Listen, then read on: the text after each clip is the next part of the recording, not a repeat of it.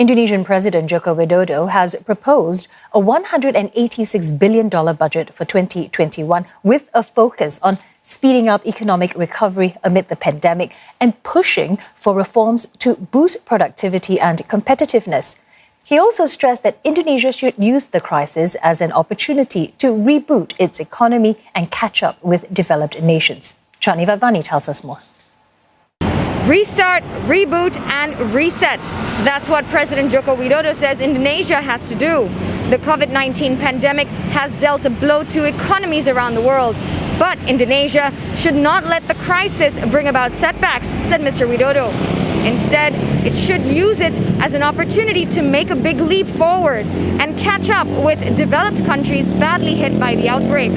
In a State of the Union speech tinged with optimism, Mr. Widodo said the Indonesian economy had indeed been affected by the pandemic, but he noted that the economic growth in developed countries had taken an even deeper plunge. Some top priorities he outlined in his speech were speeding up reforms in the health sector and boosting food security. Mr. Widodo last month announced the establishment of a food estate in Central Kalimantan province by converting land into paddy fields. In his speech, he said similar plans are in the pipeline for North Sumatra. Food estate lumbung pangan sedang dibangun untuk memperkuat cadangan pangan nasional. Bukan hanya di hulu, tetapi juga bergerak di hilir produk pangan industri. Bukan lagi menggunakan cara-cara manual, tetapi teknologi modern dan pemanfaatan kecanggihan digital. He also highlighted plans to slash expensive oil imports by using fuel made from palm oil. Indonesia, he said, will be implementing the mandatory use of B30, a biodiesel with 30% of palm oil this year. Aside from urging Indonesians to buy domestically produced products, Mr. Widodo also spoke extensively of reform in his delivery of the draft budget for 2021. With a proposal of about $186 billion for 2021, the budget proposal represents only a 0.3% increase compared to Indonesia's spending plans this year.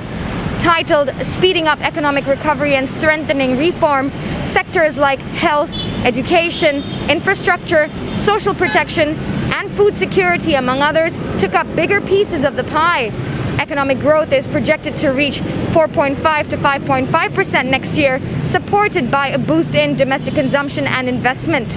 Inflation is expected to be maintained at a 3% level to lend support to the purchasing power of the people. The budget deficit, meanwhile, is projected at 5.5% of GDP. Dalam RAPBN tahun 2021, defisit anggaran direncanakan sekitar 5,5% dari PDB atau sebesar 971,2 triliun rupiah. Defisit ini lebih rendah dibandingkan defisit anggaran tahun 2020 sekitar 6,34% dari PDB atau sebesar 1.039,2 triliun rupiah. Remember, Indonesia's budget is cash-strapped, and the widening of the budget deficit is a result of the government having to issue a law allowing the move beyond the 3% legal limit. The Indonesian rupiah, meanwhile, is estimated to average in the range of 14,600 rupiah against the US dollar. Chandni Vadvani, CNA, Jakarta.